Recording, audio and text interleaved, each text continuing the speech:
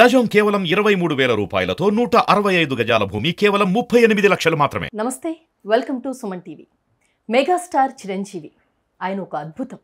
ఆ అద్భుతానికి ఇప్పుడు పద్మ విభూషణ్ పురస్కారం దక్కడం అనేది నిజంగానే దేశం గర్వించదగ్గ ఒక పరిణామం. సో దీని గురించి మనతో మాట్లాడడానికి సీనియర్ జర్నలిస్ట్ ప్రభు గారు ఉన్నారు. నమస్తే ప్రభు గారు. నమస్తే అమ్మా. సో ఖచ్చితంగా వరుసగా మనకి శుభ పరిణామాలు చోటు చేసుకుంటున్నటువంటి సిచ్యువేషన్ 2024 సంవత్సరంలో నిజంగా మెగాస్టార్ చిరంజీవి గారికి పద్మ విభూషణ్ దక్కడం అనేది ఆయనకు దక్కిన గౌరవంగానే కాకుండా యావత్ చిత్ర పరిశ్రమకు ఇది దక్కిన గౌరవంగా ప్రతి ఒక్కరూ భావిస్తూ ఉన్నారు. దీనికి సంబంధించి మీరేం చెప్తారు సార్? ఏం చెప్పేదమ్మా, గొప్పగా స్వాగతించాల్సినటువంటి ఒక సందర్భం. ఒక నటుడి యొక్క సుదీర్ఘ ప్రస్థానం తాలూకు ఆయన సాధించినటువంటి విజయాల తాలూకు వాటన్నిటికీ కూడా ఒక పరాకాష్ఠగా ఒక peak moment of his career అనేటువంటిది మనం చెప్పుకోవచ్చు. ఎంత సుదీర్ఘమైనటువంటి ప్రస్థానం అంటే 40 years ఆఫ్ జర్నీ. వ్యక్తిగా నటుడిగానే కాకుండా వ్యక్తిగా కూడా తెలుగు వారితో మమేకమైపోయినటువంటి ఒక గొప్ప పర్సనాలిటీ ఆయన, ఫిలిం పర్సనాలిటీ.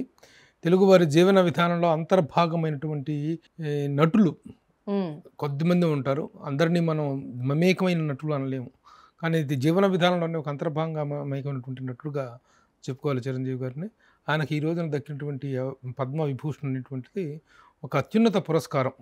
భారతదేశపు ఈ సివిలియన్ అవార్డ్స్లో it is the second highest award, అలాగే పద్మ అవార్డ్స్లో ఫస్ట్ హైయెస్ట్ అవార్డ్స్. సో ఆ విధంగా ఒక అరుదైనటువంటి అద్భుతమైనటువంటి గౌరవం ఆయనకు దక్కింది. నిజంగా మీరు అన్నట్లు ఇది ఆయనకు వ్యక్తిగతంగానే కాకుండా చిత్ర పరిశ్రమకు కూడాను చాలా శుభవార్త, శుభ పరిణామం. ప్రతి ఒక్కళ్ళు కూడా, ఎందుకంటే ఆయనకి ఈ అవార్డు రావటం పట్ల విభిన్న స్వరం అనేటువంటిది, ఏకస్వరమే తప్ప విభిన్న స్వరం అనేటువంటివి వినిపించే అవకాశం లేనటువంటి ఒక గొప్ప అచీవ్మెంట్గా మనం చెప్పుకోవాలి. సో మెగాస్టార్ చిరంజీవి గారు అనగానే ఒక సాధారణ మధ్యతరగతి కుటుంబం నుంచి వచ్చిన ఒక వ్యక్తి ఈ స్థాయికి రావడం అనేది ప్రతి ఒక్కరికి కూడా చాలా ఆదర్శం. సో చిరంజీవి గారికి జరిగినటువంటి ఇంతకుముందు అనేక అవార్డులు వచ్చాయి, రివార్డులు వచ్చాయి. ప్రతి సందర్భంలో కూడా ఆయన ఫ్యాన్స్ సెలబ్రేట్ చేసుకున్నటువంటి సిచ్యువేషన్. ఒకసారి మనం ఆయన మైల్ స్టోన్స్ కనుక మాట్లాడుకున్నట్లయితే మీకున్న అనుభవాలు, మీకు గుర్తున్నటువంటి ముఖ్యమైన సంఘటనలు ఏంటి ప్రభు గారు? అంటే ఇక ఆ సుదీర్ఘమైన ఆ జర్నీలో రకరకాలటువంటి అనుభవాలు, ఒక్కొక్క అనుభవం ఒక్కొక్క మెట్టుగా, ఒక్కొక్క ఎక్స్పీరియన్స్నే ఒక్కొక్క ఆయన జీవితం అనేటువంటి ఒక గొప్ప అధ్యాయం అయితే ఆ అధ్యాయంలో ప్రతిదీ ఒక మైల్ స్టోన్ కానీ మనం చెప్పుకోవాల్సినటువంటి అవసరం ఉంది. మామూలుగా ఆయన బై బర్త్ 1955 ఆగస్టు 22న పుట్టారు. సరే కాలేజీ విద్యాభ్యాసం ఇదంతా అయిపోయిన తర్వాత 1978 సెప్టెంబర్ 22న ఆయన నటించినటువంటి తొలి చిత్రం ప్రాణం ఖరీదు ప్రేక్షకుల ముందుకు రావడం జరిగింది. అంటే ప్రేక్షకులతో ఆయన పరిచయం ఏర్పడింది 1978 అక్టోబర్ 22న. ఇక ఆ తర్వాత ఒక్కొక్కటిగా ఒకవైపు నటుడుగా ఎదుగుతున్నారు, ఒకవైపు వ్యక్తిగా ఎదుగుతున్నారు. 1980 ఫిబ్రవరి 20వ తారీఖున ఆయనకు మల్లు రామలింగయ్య గారి కుమార్తె సురేఖ గారితో వివాహం జరగడం జరిగింది. ఆ తర్వాత చాలా సినిమాలు చేస్తూ వస్తున్నారు, ఒకవైపు ఎదుగుతూ ఉన్నారు.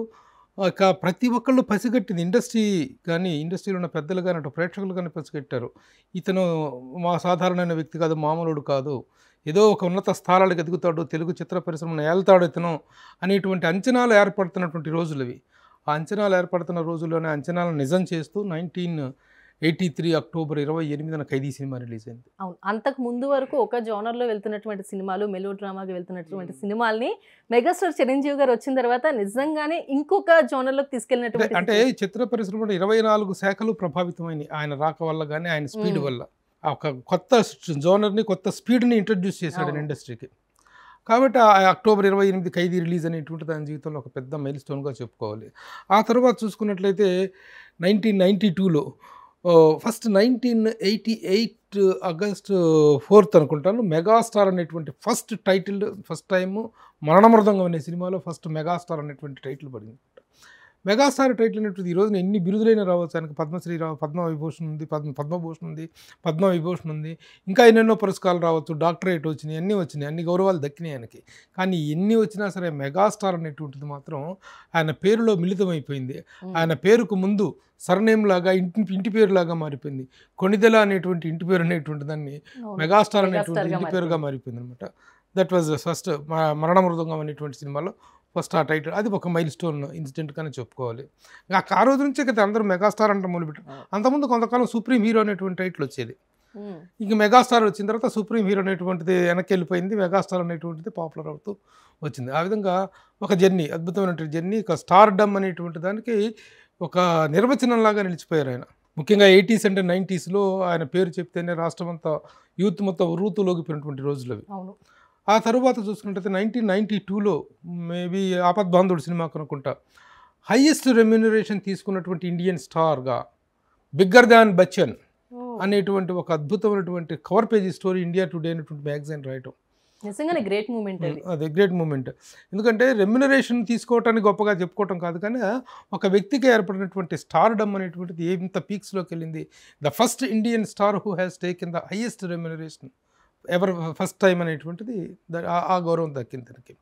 ఇక ఆ తర్వాత ఆయన జర్నీలో రకరకాలైనటువంటి ఇప్పుడు తర్వాత 1998 అక్టోబర్ 2వ తారీఖున గాంధీ జయంతి రోజున బ్లడ్ బ్యాంక్ అండ్ ఇది స్థాపించడం జరిగింది. Chiranjeevi I and blood bank అనేటువంటి స్థాపన అనేటువంటిది కూడా ఆయన సేవా జీవితంలో ఒక గొప్ప మైలురాయిగా చెప్పుకోవచ్చు. స్టార్గా ఎలా ఎదుగుతూ వచ్చారో అలాగే సర్వీస్ ఓరియంటేషన్లో కూడా అలా ఎదుగుతూ వచ్చారు. అప్పటి వరకు ఒక రియల్ హీరోగా ఉన్న ఆయన అప్పటి నుంచి ఒక రియల్ హీరోగా సమాజంలో సామాజిక సేవ, అభిమానుడు అనేటువంటి ఒక ఉర్రూతులుగేటువంటి అభిమాన గణాన్ని, అభిమాన శక్తుల్ని సామాజిక సేవా కార్యకర్తలుగా తీర్చిదిద్దినటువంటి ఒక గొప్ప ఘనత దక్కింది. దానికి ఒక ప్రారంభ దినంగా మనం అక్టోబర్ 2, 1998 చెప్పుకోవాలి. అదొక పెద్ద మైల్ స్టోన్ ఇన్సిడెంట్గా చెప్పుకోవాలి. అలాగే 2006 ఏప్రిల్ 23వ తేదీన ఆయనకి పద్మభూషణ్ అవార్డు అనేటువంటిది రావడం జరిగింది. అది ఒక గొప్ప గౌరవం. భారత ప్రభుత్వపు అత్యున్నత పురస్కారాల్లో ఒకటి పద్మభూషణ్ రావడం జరిగింది. ఆ తరువాత పార్టీ ప్రకటన, ప్రజారాజ్యం పార్టీని రాజకీయాల్లోకి ప్రవేశించి ప్రజారాజ్యం పార్టీని స్థాపించడం కూడా దాని తాలూకు ఫలితం ఏమైనప్పటికీ, జయాపజయాలు ఎలా ఉన్నప్పటికీ 2008 ఆగస్టు 26వ తారీఖున పార్టీ ప్రకటన అనేటువంటిది చాలా భారీ స్థాయిలో, అంటే ప్రపంచ రాజకీయ చరిత్రలో చూసుకున్నట్లయితే అంతటి చారిత్రాత్మక సభ ఎక్కడా జరగలేదు. అంతటి జన సమీకరణ, జన సందోహం పెళ్ళుబుకినటువంటి ఒక సభ అది తిరుపతిలో ప్రజారాజ్యం పార్టీ ప్రకటన అనేటువంటిది. ఆ తర్వాత కొన్ని రాజకీయ పరిణామాల కారణంగా రాజకీయంగా ఆయన ఇమడలేడు. రాజకీయంగా ఆయన మనస్తత్వానికి ఆయన చాలా మృదు స్వభావి. ఎవరిని ఒక మాట అనేటువంటి కానీ ఒకరితోటి ఒక చిన్న ఎవరు తన్నేమన్నా అలా ఓకే క్షమించి వదిలేస్తారు, కానీ చాలా శాంతియుతంగా ఉంటారు. అంటే ఈ రాజకీయాల్లో డక్కా ముక్కీలు తినే టైప్ ఆఫ్ క్యారెక్టర్ అయితే ఆయన కాలేదు, కాబట్టి ఆయన అక్కడ అంత పెద్దగా ఇవ్వలేదు. అయితే పార్టీలను విలీనం చేసిన కారణంగా కాంగ్రెస్ పార్టీలోకి విలీనం చేశారు. ఆ తర్వాత కేంద్ర మంత్రిగా కూడా ఆయన చేయటం జరిగింది. అదొక మైల్ స్టోన్. కేంద్ర మంత్రిగా 2012 నుంచి 2014 వరకు కేంద్రంలో టూరిజం శాఖ మంత్రిగా చేయటం అనేది ఒక మైల్ స్టోను. ఇప్పుడు తాజాగా 2024 జనవరి 25న పద్మ విభూషణ్ అనేటువంటి ఒక హైయెస్ట్ సివిలియన్ అవార్డ్ అనేటువంటిది ఆయనకు రావటం. These are all the milestones in his career. ఖచ్చితంగా ఇది మెగాస్టార్ చిరంజీవి గారికి వచ్చిన అవార్డు అనే దానికంటే కూడా ఆయన అభిమానులందరికీ వచ్చిన అవార్డుగా ప్రతి ఒక్కరు ఫీల్ అవుతున్నారు ఇప్పుడు. అంటే తను ఏ స్థాయిలో అయితే అభిమాన గణాన్ని పెంచుకుంటూ వెళ్ళారో, అభిమానులు అనేటువంటి వాళ్ళు ఇప్పటి నుంచి కాదు కొన్ని తరాలను ప్రభావితం చేయగలిగారు. ప్రతి 10 yearsకి మనం ఒక జనరేషన్ చేంజ్ని కానీ చూస్తూ ఉంటాం. ఆ విధంగా 4.5 దశాబ్దాలుగా ఒక జనరేషన్ వీళ్ళందరూ కూడాను అభిమానులు, ఆనాటి అభిమానులు అలాగే ఉండగా కొత్త జనరేషన్ అభిమానులు కూడా ఆయనకు చేరటం అనేటువంటిది. అలాగే ఆ మెగా కాంపౌండ్ అనేటువంటిది అలా విస్తరం. ఈయన దీంట్లో ఇంకోటి మనం చెప్పుకోవాల్సింది ఏంటంటే వ్యక్తిగతంగా ఆయన ఏ స్థాయికి అయితే ఎదుగుతూ వచ్చారో ఆయన కుటుంబం నుంచి కూడా నటులు రావటం, తమ్ముడు కొడుకు, ఇంకా తమ్ముడు కొడుకులు, మేనల్లులు వీళ్ళందరూ కూడా ఆర్టిస్టుగా వచ్చి ఒక మెగా కాంపౌండ్ అనేటువంటిది ఈ రోజున ఒక పెద్ద వ్యవస్థగా తెలుగు చిత్ర పరిశ్రమలో అవతరించడం అనేటువంటిది జరిగింది. సో ఏ విధంగా చూసుకున్నా ఏ కాంప్రహెన్సివ్ ఫిలిం పర్సనాలిటీగా ఎదిగారు చిరంజీవి గారు. నిజంగానే అంతకు ముందు వరకు ఏఎన్ఆర్ గారు, ఎన్టీఆర్ గారు అని మాట్లాడటమే కానీ మెగాస్టార్ చిరంజీవి గారు వచ్చిన తర్వాత మా అన్నయ్య అని ఓన్ చేసుకున్నటువంటి మంది ఎక్కువ మంది ఉన్నారు. మన మాజీ రాష్ట్రపతి వెంకయ్య నాయుడు గారు ఎప్పుడు చిరంజీవి గారి గురించి అభినందిస్తూ ఒక మాట అంటాడు, రామారావు గారు, నాగేశ్వరరావు గారు తెలుగు చిత్ర పరిశ్రమకు 2 కళ్ళు అయితే 3వ కన్ను చిరంజీవి అంటారు.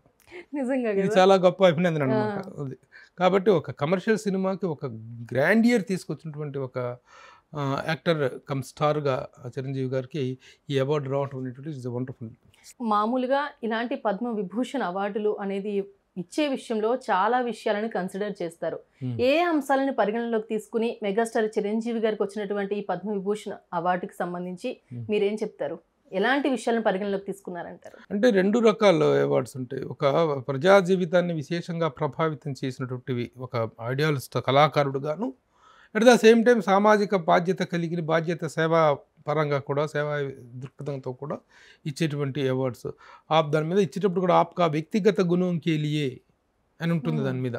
ఇచ్చేటువంటి ఫెలిసిటేషన్ మీద హిందీలో రాసింది ఆప్కా వ్యక్తిగత గుణం కే లియే అని, not because that you are a great star అది ఇదని కాకుండా, అంటే ఒక వ్యక్తి తాలూకు వ్యక్తిత్వం అనేటువంటిది కూడా విపరీతంగా పరిగణలోకి తీసుకున్నట్టు ఒక ముఖ్యమైనటువంటి అంశం అది. ఒక హీరోకి ఇచ్చే అవార్డులా కాకుండా ఒక వ్యక్తి స్టార్డమ్ అనేటువంటిదో, ఒక పాపులారిటీ అనేటువంటిది, బీయింగ్ అండ్ మ్యాటర్ని ఐడాల్ అనేటువంటిది ఎంత ముఖ్యంగా ఉంటుందో, అట్ ద సేమ్ టైమ్ వ్యక్తిత్వం అనేటువంటి దాన్ని కూడా పరిగణలోకి తీసుకోవటం అనేది జరుగుతుంది.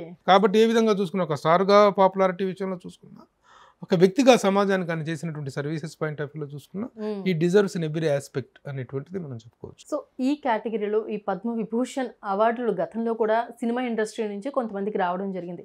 ఒకసారి వారి గురించి కూడా మనం మాట్లాడుకుంటే మీరేం చెప్తారు సార్? జోహ్రా సైగల్ అనేటువంటి ఒక లేడీకి ఫస్ట్ వచ్చిందండి, ఆర్టిస్ట్కి. తర్వాత మనకి చాలామంది ఉన్నారు, ఇంకా దిలీప్ కుమార్ గారు, అమితాబ్ బచ్చన్ గారు, తర్వాత వచ్చేసి అక్కినేని నాగేశ్వరరావు గారు. మన తెలుగులో ఇంకా గర్వంగా చెప్పుకుంటా ఫస్ట్ పద్మ విభూషణ్ నేను తెలుగు ఫిలిం ఇండస్ట్రీ అక్కినేని నాగేశ్వరరావు గారు. అంటే అక్కినేని నాగేశ్వరరావు గారికి 3 అవార్డులు వచ్చినాయి, పద్మశ్రీ, పద్మభూషణ్, పద్మవిభూషణ్ 3 అవార్డులు వచ్చినాయి. ఈయనకి ఆల్రెడీ డైరెక్ట్గా పద్మభూషణ్ వచ్చింది కాబట్టి ఇక పద్మశ్రీ అవార్డు అనేది దానికి వచ్చినట్టే లెక్క. ఈ 2 అవార్డ్స్ వచ్చినట్టే పద్మశ్రీ కూడా ఉన్నట్టే అండర్స్టూడ్ అనేటువంటిది అనమాట. సో అట్లా రజనీకాంత్కి, అమితాబ్ బచ్చన్కి, వీళ్ళందరికీ కూడా వచ్చినాయి. దిలీప్ కుమార్. మెగాస్టార్ చిరంజీవి గారు అనగానే మీకు ఆయనతో చాలా ప్రత్యేకమైనటువంటి ఒక అనుబంధం ఉంది పర్సనల్ గా కూడా. సో ఇలాంటి అవార్డులు రివార్డుల విషయంలో మెగాస్టార్ చిరంజీవి గారితో మీరు మాట్లాడినప్పుడు ఆయన వీటికి సంబంధించి ఎలా రియాక్ట్ అవుతారు sir? It is a great moment to celebrate కదా. నాకు అవార్డు రావటం, నాకు అవార్డు అనేటువంటిది నాకు ఇది కాదు అది కాదు అనేటువంటి హిపోక్రటిక్ స్టేట్మెంట్స్ ఏ ఉండవు. ఎస్, చాలా మాట్లాడతారు కదా. ఎవరైనా తమ ఆనందాన్ని, తమ సంతోషాన్ని వ్యక్తం చేస్తారు. అంతేగాని నాకు అవార్డుల కంటే నాకు పెద్ద ఇష్టం లేదు, ఇలాంటి పోజులు కొట్టడం ఇలాంటివి ఉండవు. సవినయంగా స్వీకరించేటువంటి ఒక సంస్కారం ఆయనలో ఉంది. He might be feeling very happy. ఇంకా ఇప్పుడే అవార్డు వచ్చినటువంటి వార్త మనకు బయటకు వచ్చింది కాబట్టి ఇంకా ఆయన రియాక్షన్స్ ఎలా ఉంటాయి, ఇండస్ట్రీ రియాక్షన్స్ ఎలా ఉంటాయి, ఇండస్ట్రీ ఏ విధంగా దీన్ని సెలబ్రేట్ చేయబోతుంది, ఈ కోలాహలం అంతా ఇంక ఈ 2-3 రోజుల పాటు ఈ కోలాహలం అంతా కొనసాగుతుంది. We will wait and see. So ఫైనల్గా ప్రభు గారు, ఇప్పుడు దాకా మీరు ఒక సీనియర్ జర్నలిస్ట్గా, సినిమా జర్నలిస్ట్గా మెగాస్టార్ చిరంజీవి గారితో మీకున్న అనుబంధం ప్రకారం మాట్లాడడం జరిగింది. ఈ ఓవరాల్ ఆస్పెక్ట్కి సంబంధించి ఒక కామన్ మ్యాన్గా మీరేం మాట్లాడతారు సార్? కామన్ మ్యాన్గా మాట్లాడినా, జర్నలిస్ట్గా మాట్లాడినా, ప్రతి కామన్ మ్యాన్కి, ఎందుకంటే ఒక స్టార్ యొక్క స్టామినాకి కానీ, స్టార్ యొక్క పాపులారిటీకి నిదర్శనం ఏంటంటే, ఒక రూరల్ పల్లెటూరు, అసలు జన నాగరికత అనేటువంటిది లేనటువంటి ఒక పల్లెటూరుకు తీసుకెళ్ళి ఈ ఫోటో ఎవరిది అంటే చిరంజీవి అని చెప్పగలిగేటువంటిది ఒక స్టార్కు ఉన్నటువంటి స్టామినా, అతనికి ఉన్నటువంటి పాపులారిటీకి నిదర్శనం. అంతగా జనంలోకి చుచ్చుకుపోయినటువంటి ఒక స్టార్. కాబట్టి జర్నలిస్ట్గా నా స్పందన అనేటువంటిది కాదు, కామన్ మ్యాన్, ఒక రిక్షా పుల్లర్ కావచ్చు, ఒక కార్మికుడు కావచ్చు, ఒక కూలీవాడు కావచ్చు, ఎవరి దగ్గరికి వెళ్ళినా ఎవరయ్యా అంటే చిరంజీవి గారు, ఎన్టీఓడు, రామారావు, నాగేశ్వరరావు అని ఏ విధంగా అయితే పబ్లిక్లో ఆ ఐడెంటిటీ అనేటువంటిది ఏర్పడుతుందో అంతటి పాపులారిటీ అవార్డు వచ్చింది అనేటువంటి ప్రతి ఒక్కళ్ళు కూడా, మా అన్నయ్యకి అవార్డు వచ్చింది, మా సార్కి అవార్డు వచ్చింది, మా దేవుడికి అవార్డు వచ్చింది, ఒక ఐడాల్స్గా స్థాయికి వెళ్ళిపోయినటువంటి వ్యక్తుల్ని ప్రతి ఒక్కళ్ళు అభినందించేటువంటి గొప్ప సందర్భంగా మనం చెప్పుకోవాలి. ఖచ్చితంగా ప్రభు గారు, ఈ సందర్భాన్ని ప్రతి ఒక్కరు సెలబ్రేట్ చేసుకోవాల్సినటువంటి మూమెంట్ ఇది. ఎస్, కాబట్టి మన సుమన్ టీవీ పక్షాన, సుమన్ టీవీ వీక్షకుల పక్షాన కూడాను మెగాస్టార్ చిరంజీవి గారికి పద్మ విభూషణ్ వచ్చిన సందర్భంగా మనందరం కూడా హృదయపూర్వక శుభాభినందనలు తెలియజేద్దాం. రైట్ ప్రభు గారు, థ్యాంక్ యూ అండి. Thank you so much. By. Thank you.